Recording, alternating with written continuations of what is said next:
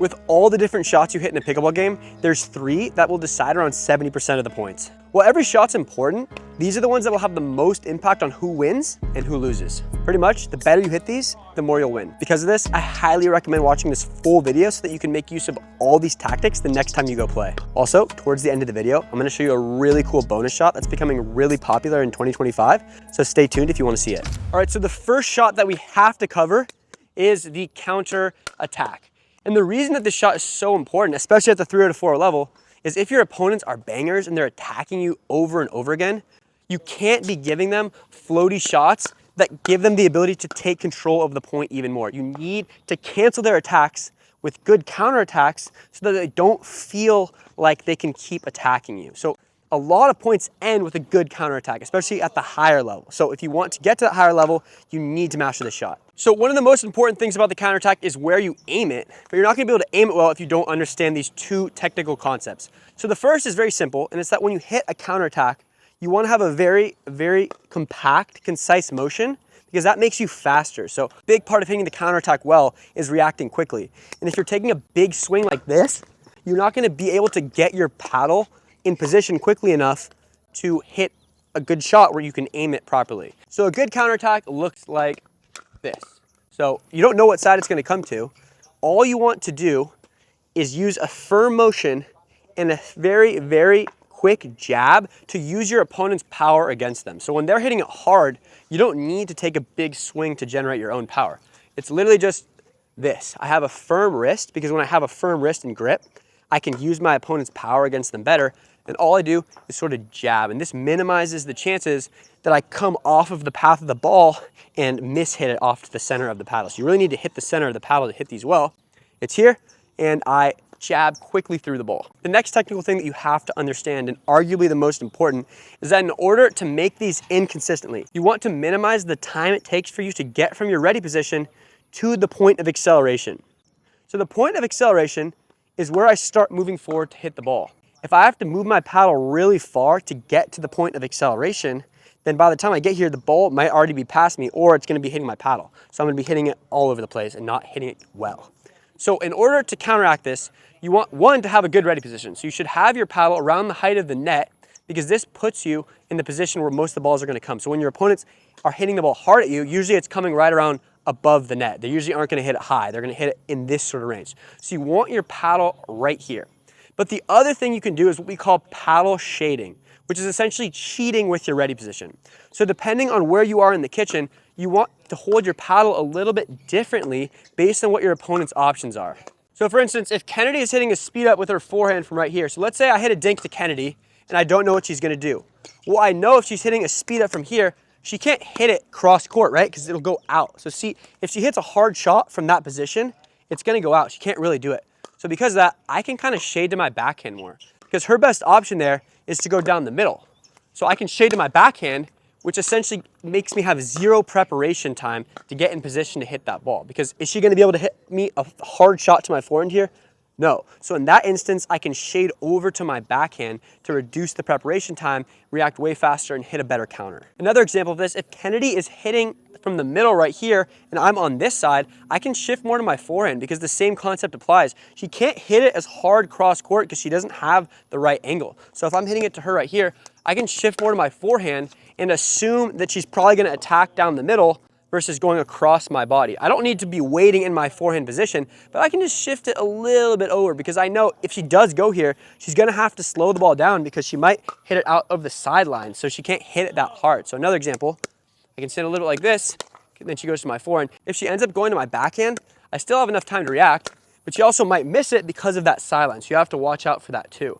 The moral of the story is though, depending on where the ball is, you can kind of shift your paddle towards it a little bit. And depending on the angles and your opponent's tendencies, you can really start to cheat, which will take your counterattacks to the next level. The next thing that players mess up when it comes to counterattacks is they try to win by going through their opponent. So it doesn't need to be a reflex hands battle. That happens, but a lot of the time if you hit a good counterattack, you take control of the point immediately because you go to smart sections of the court where your opponent can't respond. So the first thing you need to be thinking about when you're hitting a good counterattack, if you have a higher ball, your main goal is to get it down at your opponent's feet. So hitting it down at your opponent's feet is the easiest way to take control of the rally. If you can get it down, they're probably gonna miss that shot and they might give you a pop-up where you can kill it on the next one. So if you can get it down right at their feet because you have that angle, that's what you should go for. If the ball is slightly lower, still try to keep it low. So you can't aim, obviously, for the kitchen if you're hitting it at the height of the net. But what you don't want to do is give them a high ball like this that they can crush, because that's how you lose a hands battle, essentially. So even if you can aim more so for their belly button, this prevents them from being able to kill the next shot. So you're really trying to just keep the ball low so they can't take control. See there, I only hit it about Kennedy's waist, but that's a pretty hard shot to get up, and she can't really attack on that. So the lower you can get, the better. And if it starts getting higher throughout a firefight, the lower you should try to go. Sometimes though, you don't really have any shot. Maybe you're hitting it from a lower position. In these situations, you want to go for your opponent's weak points. So down the middle is a great option. You can also go at their right shoulder. Just know you always want to have a target. And what I like to tell my students, you should always sort of have a target in mind before you're even hitting the shot. So the ball is coming at me so quick, I don't have enough time to decide where I'm going to aim in a firefight. So generally, when somebody speeds the ball up at me, my counter is usually right back down the middle because I don't want to go through them. My general response is just to aim a ball down the middle if I can. A lot of the time, they're not ready for that. They're not standing there, and it's a good way to catch them off guard. So what you can do, if your opponent attacks at you or speeds up at you, you have that auto response in place so that if you don't have a good angle, you're going to take it there every single time. That's probably the best spot down the middle. And it'll work better than if you're trying to decide within a rally. A lot of the time, if you're trying to decide where to aim and you don't have a good automatic response, you're just gonna end up going through them to where they can take control of you, like what just happened there. And if you guys like those counterattack tips, make sure to like this video and subscribe to our channel because every week we release a video just like this that's designed to help you improve. Now though, let's go over speed ups. So the next shot that's also super important at higher levels, this ends so many points, are speed ups. If you hit a speed up well, you set yourself up to potentially win the point on the next shot, or if you hit it well, they might miss and you can win the point right there and then. But not all speed ups are created equal. If you speed up poorly at your opponents, as you just learned, if they have good counterattacks, they can counterattack you and you will lose the point. So essentially counterattacks and speed ups are the end to every dinking rally, unless you miss a dink, but most dinking rallies end with a good counterattack or a good speed up. And at higher levels, a lot of points end with kitchen rallies, probably more than half of them. So this is going to be what ends almost half, if not more, of your points. A good speed up or a good counter attack.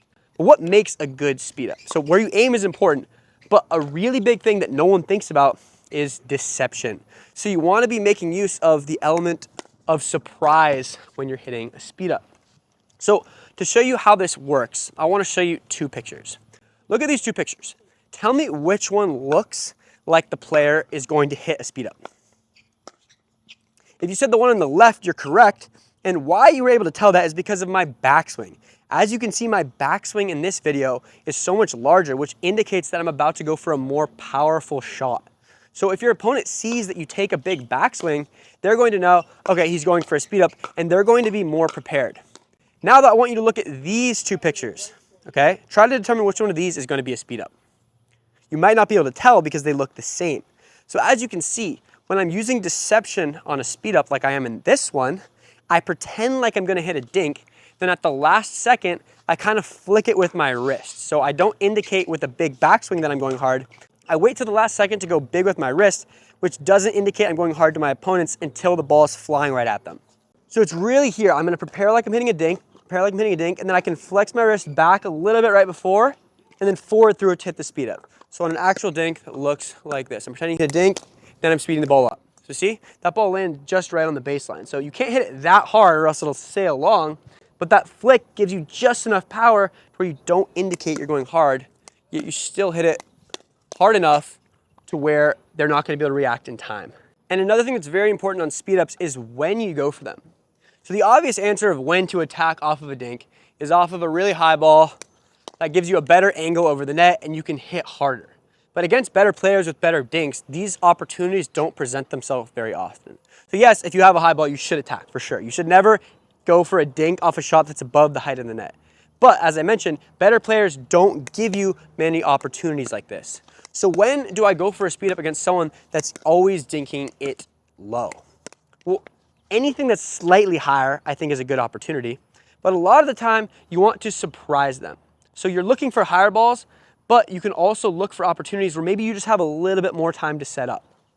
So there's no right answer for when to do a speed up, but if you feel like you have that technique and you can use that deception, it could be a good time. At the end of the day though, you do need to assess how good your opponent's counterattacks are.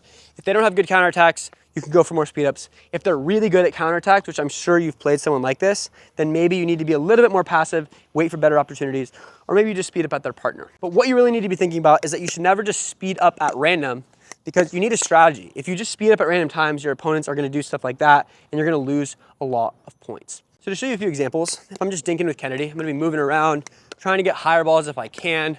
Maybe I see her out of position there. That was a good opportunity. She went into the kitchen.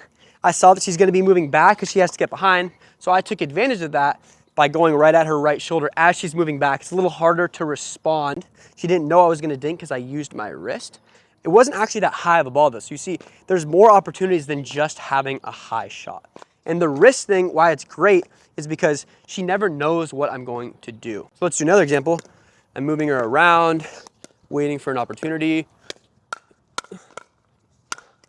So that's another good example of another time that speed ups are very smart out of the air. So you probably know what a volley dink is. Sometimes when the ball is landing deeper, I want to intercept it out of the air. And as you can see, when I'm hitting this, I'm into the kitchen. So speeding up off of a volley dink is a great opportunity because you have a little bit of an advantage because you're taking like 10, 15% of their time away from them because I'm just closer. So even if I don't hit it as hard, she still has less time to react. And one thing a lot of my students bring up is that when they're using their wrist more, they get tennis elbow or they just don't feel like they have the strength to go for speed ups with the wrist, especially on the backhand on like flicks and stuff. So if that sounds like you, a great option is to go for a paddle that has a lower swing weight. So when your paddle has a lower swing weight, it's more maneuverable. So it's easier to go like this with it, which gives you a little bit more power when you're going for a flick shot. So on a speed up, a paddle like this is really good because I can essentially generate more power with less effort. So this is our paddle, the Banger.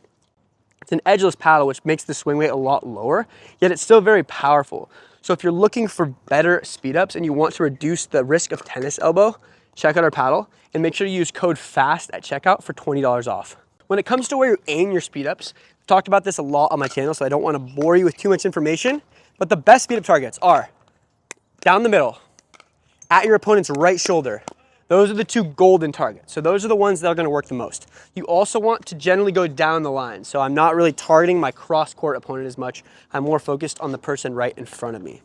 Where you want to avoid is your opponent's backhand where they're sitting. So if they're sitting on their backhand, like a lot of players do, avoid going right where they can respond. See, she just body bagged me because I went right at her backhand. If they're leaving anything open, let's say they're leaving the sideline open, so if she shifted towards the center, you can try to go down the line, but usually that works better when you have a more out wide dink. So if I'm hitting a backhand dink, I can try to go for that down the line target if it's open. If it's not open, not necessarily the best target, it's more of a surprise attack. Focus on the down the middle and the right shoulder and make sure to comment what your favorite speed up targets are. I'm actually really curious if you have any ones that I don't mention on the channel. There's a lot of different places you can target your opponents and be effective with it. So head to the comments and let me know what your favorite speed up targets are. All right guys, so now we're gonna cover the third shot, which you probably know is super important because if you don't hit your third shot well, you can't score on your serve. So I'm gonna show you some tips for the third shot you might have never heard before, or at least I'm gonna explain some things to you in a way that might actually help you understand things better. So we also have Drew out here now. Kennedy had to run to a lesson, so we lost her.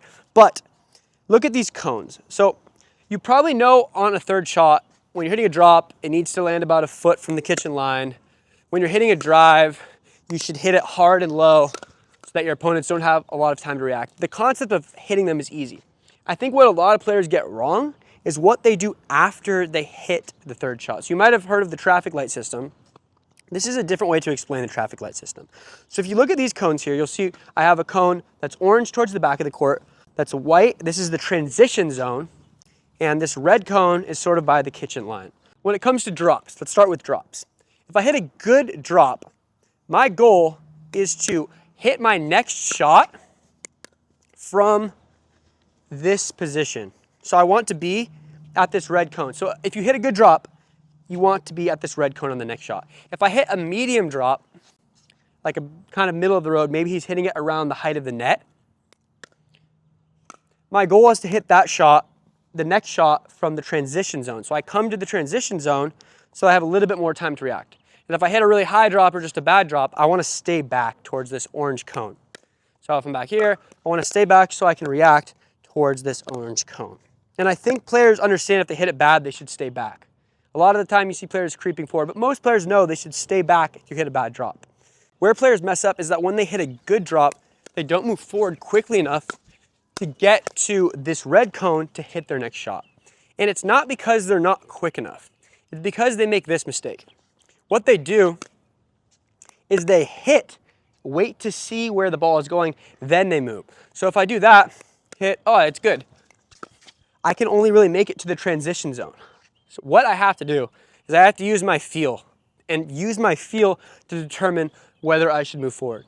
So if I hit a drop, if I have a clean connection with my paddle, I'm almost gonna start moving forward as I'm hitting the ball. That's the only way I can get to that cone fast enough to hit my next shot. If I end up hitting it a little bit poorly, what I can do is I can just stop. So I don't need to keep going in. The point is though, when you're hitting your drop, the second it feels good or you think you're in a good position, you need to start going in so you can get to this neutral position. The farther back you are versus your opponent, you're always gonna be at a disadvantage. So use your feel to determine whether you're going to move forward. Don't wait and see, then move, because it just takes longer and you're not gonna be able to get in as quickly. When it comes to the drive, a similar concept applies, but it's a little bit different because when you hit a drive, it travels so much faster that you don't really ever have enough time to get to the kitchen line. So as you can see, I have two cones here, the white one and the orange one. The white one's a little bit in front of the transition zone and the orange one is back towards the back of the court. If I hit a good drive, I also need to use my feel. I have even less time to react. If it feels like it's gonna be good, I'm in a good position, what I'm gonna do is I'm gonna creep forward a little bit towards this white cone, maybe a little bit behind it, and from here, I'm gonna decide what to do next. So I'm gonna hit my drive, sort of jump into this position here. If my opponent pops it up, I'll pounce forward and attack. And if they hit a good volley, I'll stay back here and defend with resets. So what that looks like is this. I hit my drive, he hit a good one, I'm gonna drop and come in. So that was sort of like a reset. He hit a good one right at my feet. If he hits a bad one, it'll look like this. So I hit my drive, I come in, and I attack. So a lot of the time, if you hit a good drive, they'll pop it up, and you can continue moving forward to attack. But if you hit your drive and you wait back here, you're not gonna be able to do anything on the next shot, and you're gonna get trapped. And of course, if you hit the drive too high or just poorly and they can attack you, you should stay back towards this orange cone. So even if you're moving forward, just try to stop yourself and give yourself as much space as you can to react so that you can either drop or just try to get back into the point in whatever way you can. And in terms of the bonus shot that I mentioned at the beginning of the video, it connects with the third shot. So as you know, a lot of the time you end up in the transition zone after the third shot because you maybe don't hit it perfectly or you just don't have enough time to get in. So usually in the transition zone, throughout the history of pickleball, you've been expected to hit a reset where you go into the kitchen so you can move forward and get into a dinking rally. But now more than ever, now that paddles are more powerful, people are playing more aggressive, you're seeing players choose to attack from the transition zone. So it's a little bit risky, but you can really surprise your opponents with this. So let's say I had a decent drop, but it's not that good, so I stop in the transition zone. I can attack on that next shot if he gives me anything that's not right at my feet. So if you're here and you're trying to move forward, don't be afraid to attack occasionally to take your opponents off guard. This will keep them on their toes and it'll prevent them from thinking you're just gonna go for a reset every single time. All right, guys, in my opinion, those are the 3 most important shots in pickleball. If you think there's any that are more important, let me know in the comments, but I think those are the 3 most important. And if you guys want to learn about what to do after you hit a good counterattack or speed up, a lot of the time you get an easier volley, watch this video. If you can master the aggressive volley, you'll be able to prevent 90% of players from moving forward. However, most players don't know what type of aggressive volley to use depending on the situation. To the average player, aggressive volleys might all look the same,